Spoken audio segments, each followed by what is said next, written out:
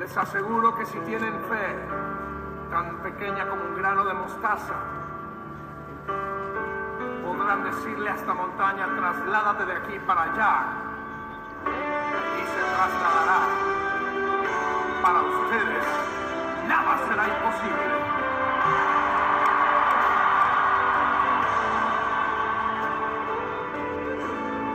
Si puedes creer, las montañas se moverán, los enfermos se sanarán, tu vida Dios cambiará. Si puedes creer, los cielos se abrirán, su gloria descenderá, su fuego te abrazará. Si puedes creer, su gloria verás, su amor sentirás, su poder tocarás. Si puedes creer,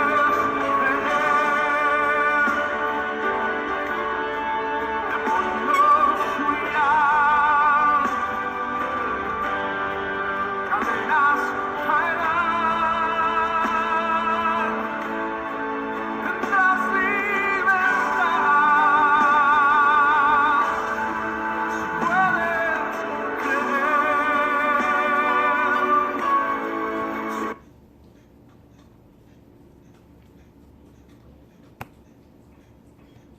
Sí, amén. Si puedes creer, como dice la alabanza, si puedes creer.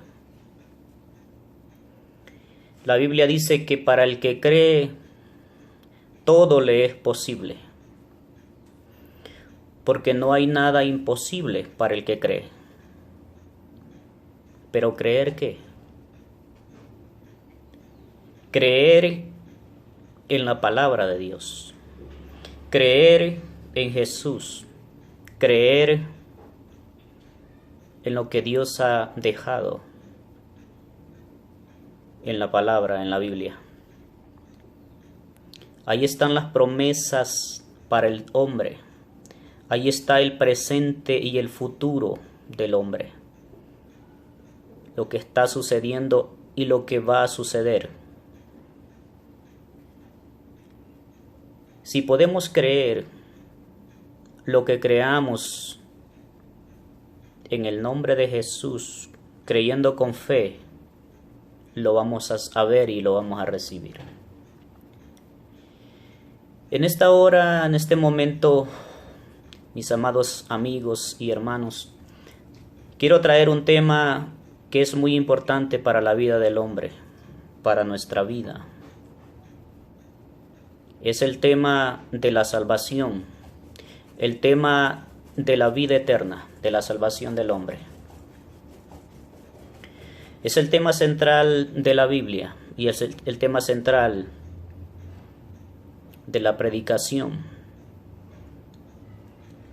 de los pastores, evangelistas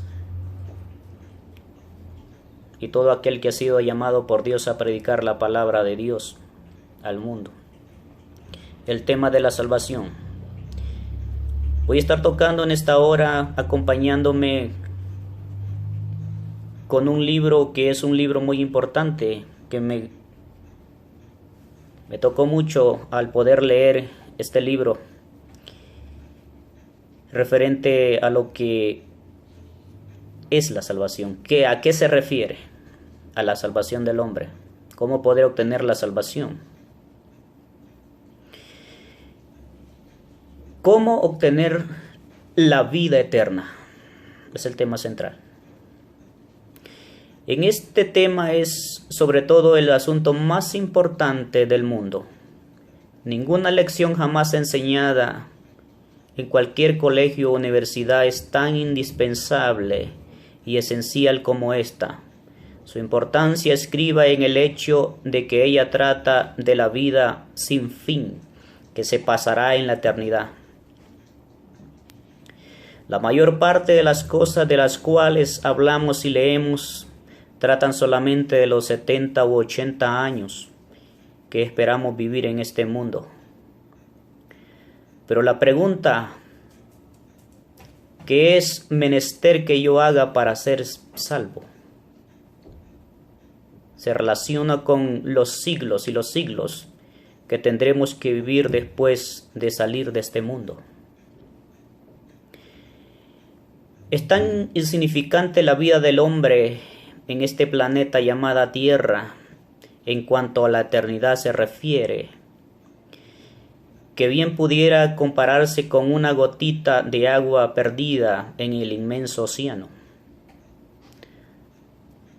¿No le parece una tontería que el 90% de los habitantes del mundo gastan todo su tiempo y energía en cosas que meramente se relacionan con esta corta vida, pasando completamente por alto cualquier preparación para su felicidad y bienestar durante las edades eternas que han de seguir a este corto espacio de tiempo en este mundo? Dios nos dice que si no obtenemos esta posición llamada la salvación antes de morir, tendremos que sufrir por toda la eternidad el tormento del infierno. Esto significa la muerte eterna, la tristeza sin fin, la separación eterna de Dios y del cielo.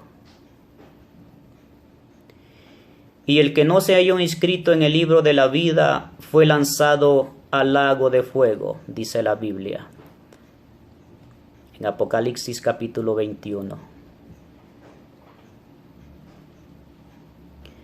Por esta razón decimos que el tema que consideramos es el más importante de todo el mundo,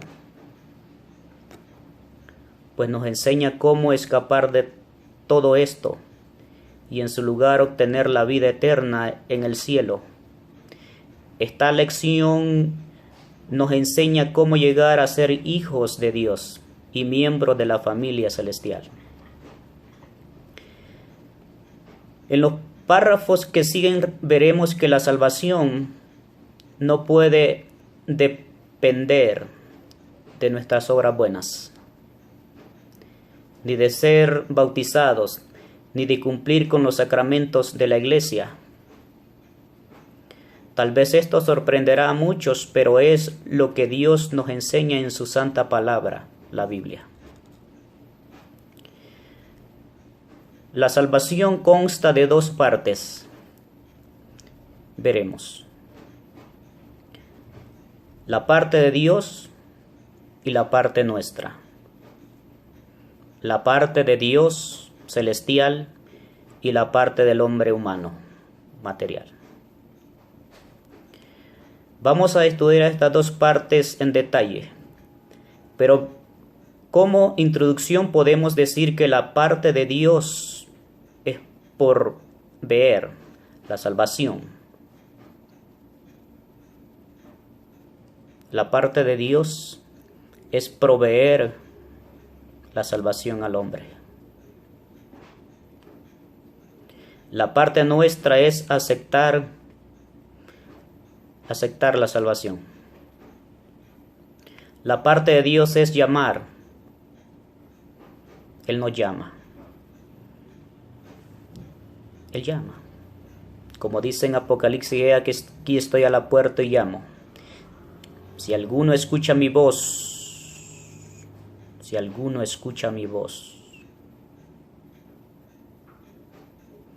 yo entraré a él y cenaré con él y él conmigo. La parte nuestra es acudir al llamado de Dios. La parte de Dios es dar el regalo de la vida eterna, y Él lo da gratuitamente. La parte nuestra es recibir ese regalo. Ahora notemos los detalles. ¿Cómo poder recibir ese regalo que Dios nos da de la salvación y la vida eterna? Y es gratuito. Veremos. La parte de Dios. A los ojos de Dios todos somos pecadores, perdidos. Aún los hombres más valiosos o virtuosos de la tierra son pecadores según la palabra de Dios. Podemos ser mucho más morales que la mayoría, es decir, en comparación con los otros vecinos de nuestra vecindad, de nuestra localidad. Pero al compararnos con Dios y la pureza del cielo, resulta que somos pecadores indignos y miserables. Romanos capítulo 3 versículo 12 y 23. Isaías capítulo 67 versículo 6. Siendo Dios tan santo y puro, Él odia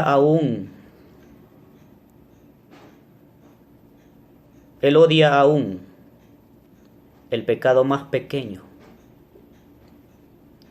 el que no puede permitir ni aún el pecado más pequeño en su presencia sacrosanta. Estas son malas noticias para nosotros, y si no hay manera de limpiarnos de nuestros pecados, nunca podríamos ser salvos, encontrar la salvación o ir al cielo. Mateo capítulo 5 versículo 20. ¿Qué esperanza hay entonces para nosotros, los pecadores perdidos, de obtener la salvación y entrar en la presencia de Dios? Gracias a Dios hay tal esperanza. Se encuentra en las buenas nuevas de salvación, el Evangelio de las buenas nuevas de salvación. Jesucristo, cuando vino a esta tierra, dijo que venía trayendo las buenas nuevas, o sea, buenas nuevas del Evangelio de salvación.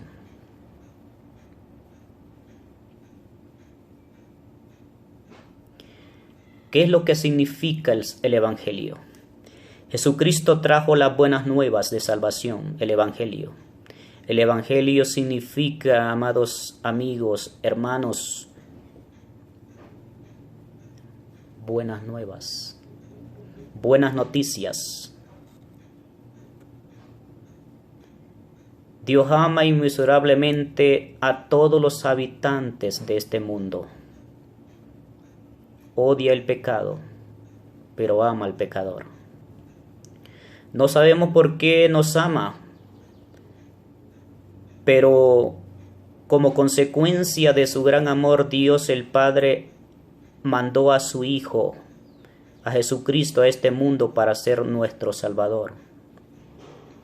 Porque de tal manera amó Dios al mundo que ha dado a su Hijo unigénito, para que todo aquel que en él crea no se pierda, mas tenga vida eterna. San Juan capítulo 3 versículo 16.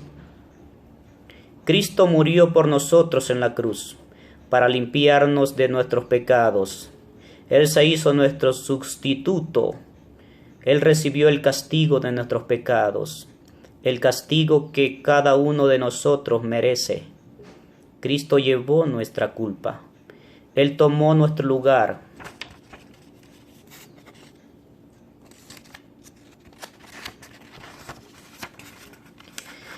La sangre que Cristo derramó en la cruz es una fuente en la cual nuestros pecados son lavados completamente. Toda persona en este mundo puede decir gozosamente: Cristo murió por mí. Cristo murió por ti, Cristo murió por mí, para perdonarte tus pecados, para perdonar mis pecados, para perdonar los pecados del mundo. Cuando la persona viene a Cristo y confiesa sus pecados y reconoce que es pecador y le entrega su vida a Cristo, Él es fiel y digno, dice la Biblia, para perdonar tus pecados y mis pecados. Estas son las nuevas más maravillosas que jamás hemos oído. Esto es lo que llamamos el Evangelio. La palabra Evangelio quiere decir buenas nuevas, gloria a Dios. No es menester que nosotros paguemos la pena de nuestros pecados. No es preciso que suframos la consecuencia eterna, porque Dios ha provisto una manera bendita por la cual podemos limpiarnos de toda maldad y salvarnos del pecado. Romanos capítulo 5 versículo 8. Primera de Pedro capítulo 2 versículo 24. Isaías capítulo 53 versículo 6. Pero no debemos olvidar que Cristo no hubiera derramado su sangre en la cruz, no hubiera habido oportunidad alguna para que nosotros pudiéramos ser salvos. Hebreos capítulo 9 versículo 22. Si Jesucristo no hubiera derramado su sangre en la cruz, no hubiera muerto por nuestros pecados, no habría ninguna oportunidad que nosotros pudiéramos ser salvos, porque por la propia cuenta del hombre nadie puede ser salvo. Todos somos pecadores. La Biblia dice que aún nos debíamos y nos constituimos enemigos de Dios, pero Él vino a reconciliar el mundo por medio de Jesucristo, trayendo la paz, trayendo la reconciliación entre Dios y los hombres.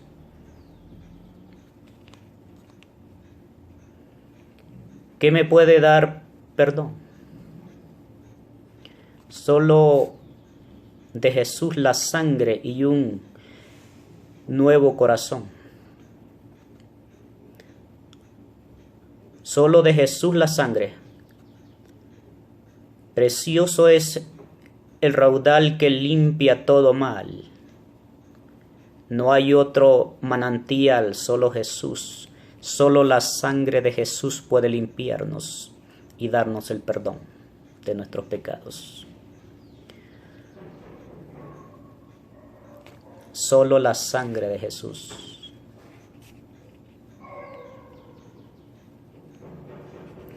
Veremos la parte nuestra. Hemos visto la parte de Dios. Veremos la parte nuestra para obtener la salvación. Nuestra parte en la salvación se puede expresar por 3 palabras, a saber,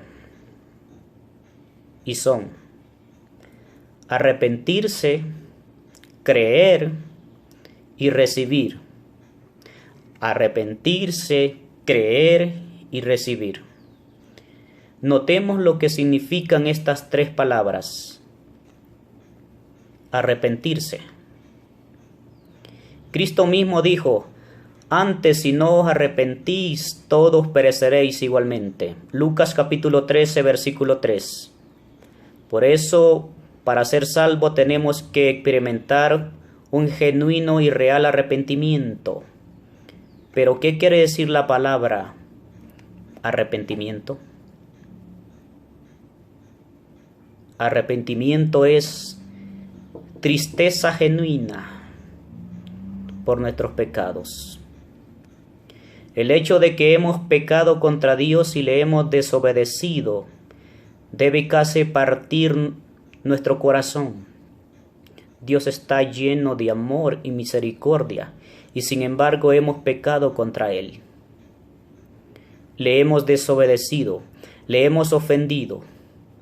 Por lo tanto, en agonía profunda y arrepentimiento sincero, debemos confesar nuestros pecados a Dios mismo y decirle de la tristeza que tenemos en nuestro corazón. Esto es de suma importancia para la salvación. Pero el arrepentimiento genuino significa aún más.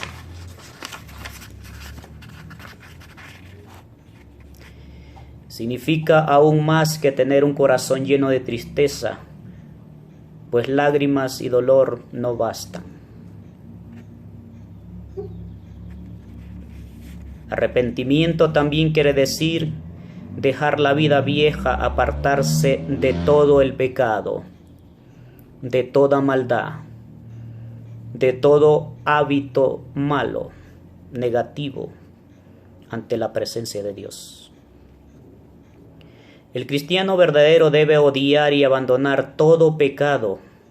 Arrepentimiento quiere decir andar en una nueva dirección.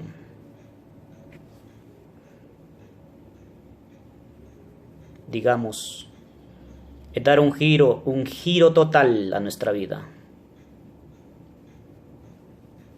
Volvernos del camino. Volvernos a Dios. Antes de llegar a este lugar llamado arrepentimiento, andamos en el camino ancho que la muchedumbre transita, es decir, el camino lleno de pecado, mentira, engaño, fornicación, hipocresía. Pero el arrepentimiento sinceramente nos regresa. Nos regresamos abandonando inmediatamente el camino ancho para andar por el camino estrecho de la santidad, de la pureza que lleva a la vida eterna. Así el arrepentimiento genuino produce un cambio radical en nuestras vidas. Las cosas viejas pasaron, he aquí todas son hechas nuevas, dice la Biblia. En Corintios capítulo 5, versículo 17. La persona que ha experimentado un arrepentimiento sincero se convierte en una nueva criatura. Porque ha pasado de la muerte a la vida. Por eso el apóstol Pablo dijo, porque ya no vivo yo, pues más Cristo es el que vive en mí. Creer. El otro paso importante para la salvación. Creer. La segunda palabra que debemos considerar al estudiar nuestra parte en el plan de la salvación es creer. La Biblia dice en Hechos capítulo 16, versículo 31, cree en el Señor Jesucristo y serás salvo. Pero muchas personas dicen siempre he creído en Cristo. Desde mi niñez he creído que Jesucristo es el Hijo de Dios, que Él nació de la Virgen María, que hizo muchos milagros durante la vida terrenal, que murió en la cruz y que resucitó al tercer día de entre los muertos. Pero debemos indicar que todo esto no basta. La palabra creer quiere decir mucho más aún. Todo esto es solamente un asentamiento intelectual. Satanás y todos sus demonios creen todo esto. Dice la Biblia que Satanás cree y cuando escuchan la palabra de Dios dice que tiemblan porque creen. Ellos reconocen que Cristo es el Hijo de Dios y que su nacimiento fue sobrenatural, que Él tuvo poderes milagrosos, que sufrió la muerte en la cruz por los pecadores y que venció al sepulcro. Eso es lo que creen los demonios. Pero la palabra creer significa mucho más que a un asentamiento intelectual de Cristo. Es decir, aceptar los datos históricos acerca de Él. La creencia que nos salva es algo que entra en nuestro corazón. No es solamente escuchar o leer los datos históricos, sino es algo más genuino, es algo más íntimo.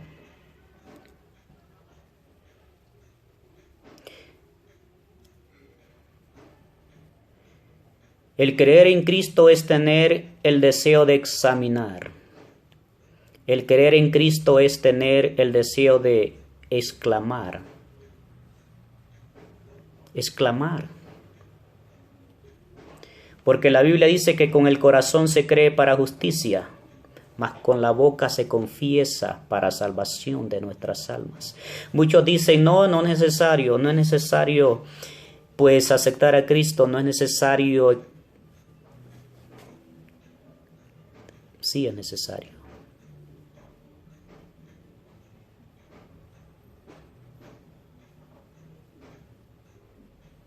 El creer en Cristo, tener el deseo de examinar.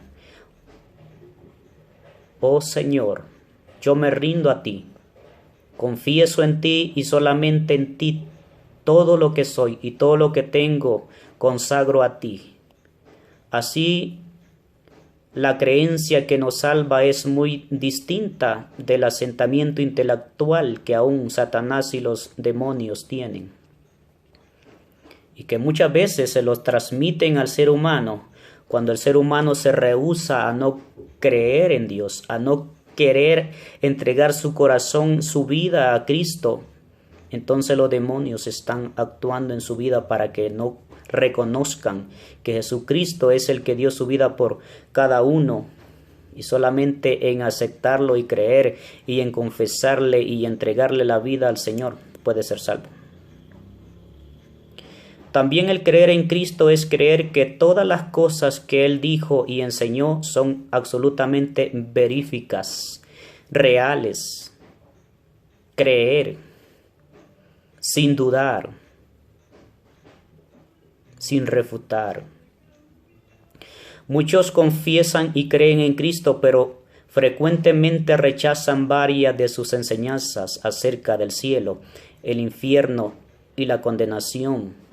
Desde luego es absolutamente ridículo profesar que usted cree en Cristo si no acepta íntegramente todas sus enseñanzas y doctrinas. Ahora podemos pasar a la última palabra que se relaciona con nuestra parte en la salvación de nuestra alma, de nuestra vida. La otra parte es recibir. No hay otro versículo más importante en toda la Biblia que en Juan capítulo 1 versículo 12 dice la Biblia: mas a todos los que le recibieron, a Cristo, a los que creen en su nombre, les dio potestad, les dio poder de ser hechos hijos de Dios.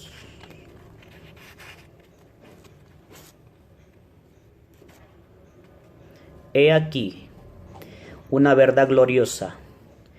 Dios ha dicho en su santa palabra que en el momento en que recibimos a Cristo y creemos en Él, nos hacemos hijos de Dios. Es decir, cuando nacemos de nuevo, nacemos en la familia de Dios. Y todo esto sucede precisamente en el momento en que recibimos como nuestro único y Salvador suficiente a Jesús en nuestras almas, nuestras vidas. Esto es lo que quiere decir la frase el nuevo nacimiento. Nacemos otra vez en el momento que nos entregamos a Cristo. Recibimos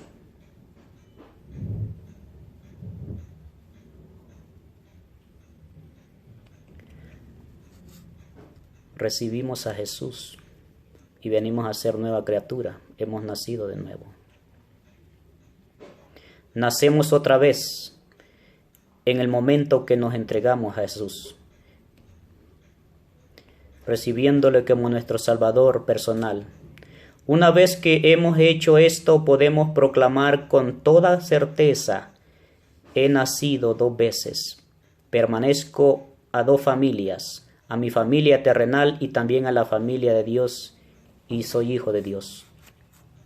Por eso Jesucristo dijo que para poder obtener la vida eterna hay que nacer de nuevo del agua y del Espíritu. Nacer de nuevo es aceptar a Jesús, recibirle y dejar las cosas viejas y caminar con el Señor. Qué verdad más maravillosa, qué gozo inefable, qué experiencia más gloriosa hacer otra vez, nacer de nuevo, ser hecho hijo de Dios, pertenecer a la familia celestial. Esta magnífica oportunidad se ofrece a todo ser humano. La decisión de recibir a Cristo es la más importante y vital en la experiencia humana. Es la más importante. Es el paso más importante. Es la decisión más importante que el ser humano puede dar. Es entregar su corazón a Jesús y no rehusar de recibirlo. Y si usted no le ha recibido como su único y todo su suficiente Salvador, debe hacerlo en este mismo momento, sin demora alguna. Que Dios le bendiga, que Dios lo salve, que Dios lo inscriba en el libro de la vida del Cordero para tener la salvación de su alma. Así hemos estudiado el plan de Dios para nuestra salvación. Hemos examinado la parte de Dios y la parte nuestra, pero el recibir solamente la instrucción no basta. Si usted, amigo, desea nacer otra vez y así conseguir la vida eterna y la salvación de su alma, debe hacer una decisión definitiva. Es necesario que usted diga a Dios con todo el corazón que quiere recibir definitivamente a Cristo como su único y todo su suficiente Salvador personal de su alma.